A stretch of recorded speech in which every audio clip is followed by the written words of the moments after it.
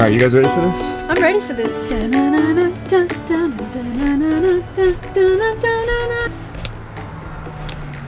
What? Ready.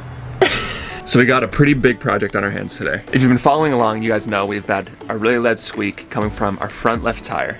And today, we're gonna try and fix it. We're in an O'Reilly's parking lot. They said it was cool for us to jack up the bus here. And we have no tools. So the whole deal is we're gonna jack the bus up, see what tools we need, call some people who know what they're doing, ask them what tools we need. Yeah, and then go for it, baby. And we're just gonna go for it. And there's two things we really want to talk about while we make this video today. Two things that we've learned while living in a vehicle. And those two things would be, well, first is trying new things. So we've done so many new things since we started living in a bus, since we started converting a bus. We never built anything before. Yeah. We never made a video before. Right. We never lived in a vehicle before. Right. And there's so many things that we've had to do that we've never done before, from learning electrical, to learning plumbing, to filming videos, to editing videos, Yep. to going pee in a pee tube. That was definitely a new thing. There's a ton of new stuff that van life has forced us to do for the first time. Right. And one of those things is working on vehicles. Yeah, like doing absolutely. mechanical stuff. Right. And I feel like because we have been open and receptive to learning new things as often as possible, it's made our journey that much more interesting. And not only are we just traveling and seeing new beautiful places every day, but we're trying to put ourselves into situations where we can learn something new and gain a new knowledge in something that we never would have before.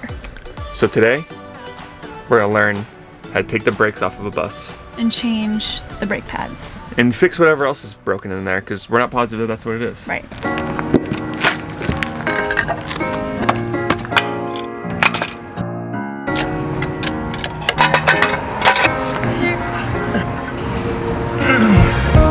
So if you guys remember last video, I had no idea how to jack up a car. I had a jack that was way too small. I had no idea where to even put it, and had to do a live stream to ask people where I should put the jack.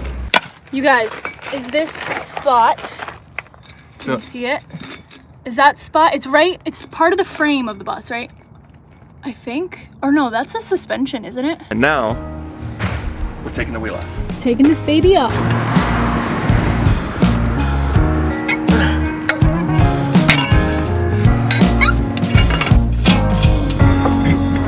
Oh, look at that tire. Woo! That's a nice tire. Real nice. So here's the sound, I'll show you what's going on. If you just give this a little turn, if I can. Yeah, Hear that? is So that's a squeak there. not a good sound. It's coming from right here. Right there it's coming from. So we're gonna try and take this whole thing apart. I have no idea how to do it. So something else I learned is this is the caliper. I had no idea what that was. Did you know what that was? What is, this is the caliper? This is the caliper. Whatever that means.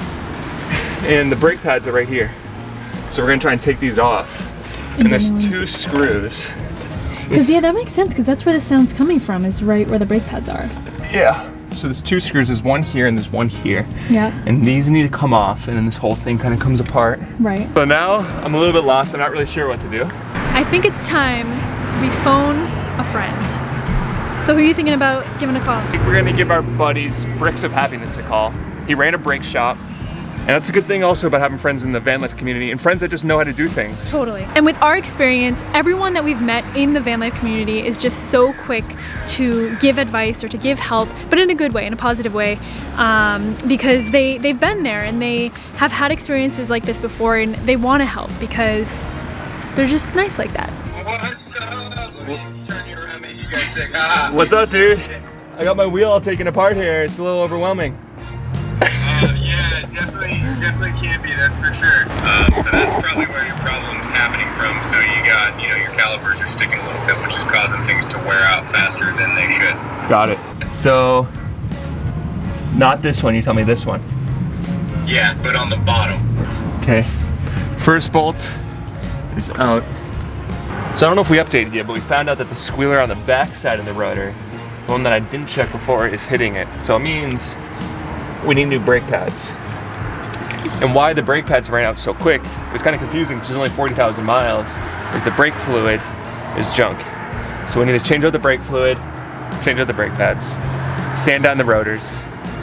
And then we'll be good to go. Should be good to go. Ooh, so smooth. So this is the worn brake pad. Yeah. And you can see Oh yeah. It's beat to crap. All right, now the 2 brake pads are in. Now I just need to figure out how to close this sucker. Oh boy.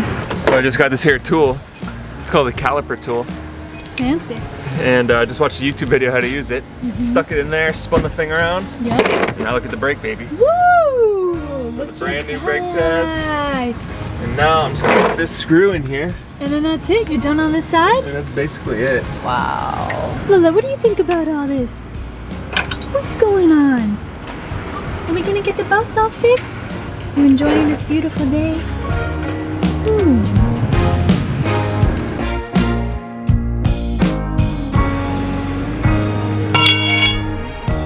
So that's 1 down, 1 to go. That one took about 4 hours. But now that I know how to do it, let's see how long the second side takes.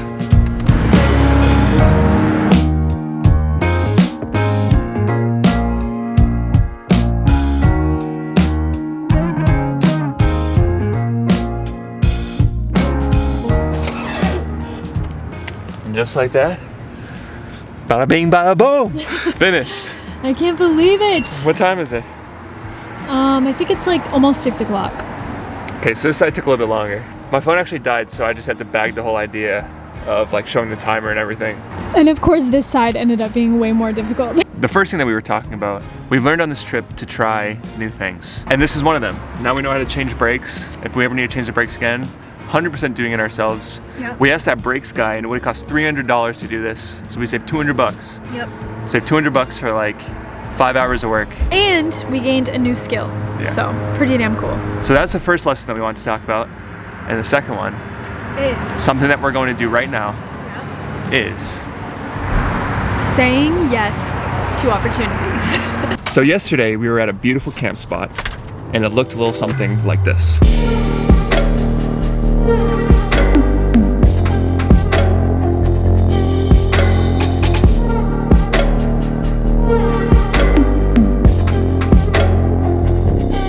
A woman saw us on the side of the road. She was driving and she recognized our YMCA bus and she decided to pull over and say hello. And she was so kind to offer us to come over and have a meal with her and do some laundry, shower. So we decided to take upon that offer and say yes. We went over today, we had breakfast, Yep. did some laundry, and it just so happens we're with her right now. This is Anna. And we're actually, you can tell we're not in our bus, we're in her Dodge ProMaster, Yeah, 3500. exactly. So as we were talking about earlier, we try to say yes to as many things as we possibly can. As many things as time allows. Right. And this is one of the things that we had nothing going on today, Yep. other than filming this video and doing our breaks. Yep. So we said yes, got to get some laundry done. Yeah. And meet this beautiful woman. And now since she helped us with laundry and a shower and a place to stay, we're gonna help her do some electrical. Thank you. You ready to get after it? Thank you. Yeah. So it's funny, another Dodge ProMaster just pulled up and we met a dude. He's living in there full time and he actually works full time too. And something that we just learned, is in Silicon Valley, this is such a popular thing. This guy works in IT, he has a big time IT job, and he has to still live in his van because the rent is way too expensive. Something like to get a 1-bedroom, to have your own place, to get a 1-bedroom, costs $3,200 a month. It's insane. It's literally insane. $3,200 a month. Yeah. So this guy, and I guess a lot of other people are doing this, they're getting vans, converting them out, parking in spots like this, which is a Home Depot parking lot. We're going in the house. So Anna was so kind to invite us over for dinner. So we're gonna go have dinner and Bang out some laundry. bang out some more laundry. Which is huge because laundry costs us like $30. $30? We're saving $30 today. And we're gonna save $200 on brakes. Oh my goodness. Look at those savings. Woo! So now we're in Anna's laundry room and you can see we've accumulated probably like 3 weeks worth of laundry. Yeah. And now we get to wash it all here for totally free. Kaylee's been working out. And she's really been showing it off her muscles. And also over here is a shower, which I'm about to use because, as you can see, I have grease everywhere. And when traveling on the road, when you have the opportunity to take a shower, you take it every single time. All right, guys, well, this is where we're gonna say goodnight. We just left Anna's house. We're in bed. Look how sweet Lola is. Look at this. She just made a noise. She's snoring. Her eye just opened. It's time for us to pass out. We're absolutely exhausted. After listening to people that live and work in San Francisco and hear them talk about commuting like 2 hours to work and 2 hours back, we did out the math. And then paying $3,500 a month for a 1-bedroom apartment. We did out the math, and if you can have a 2-hour commute every day, I think it's something like 40 days a year of your 40 days a year you spend commuting. That's freaking wild. Anyways, we're gonna say goodnight for now. Peace and love. And we'll see you next time.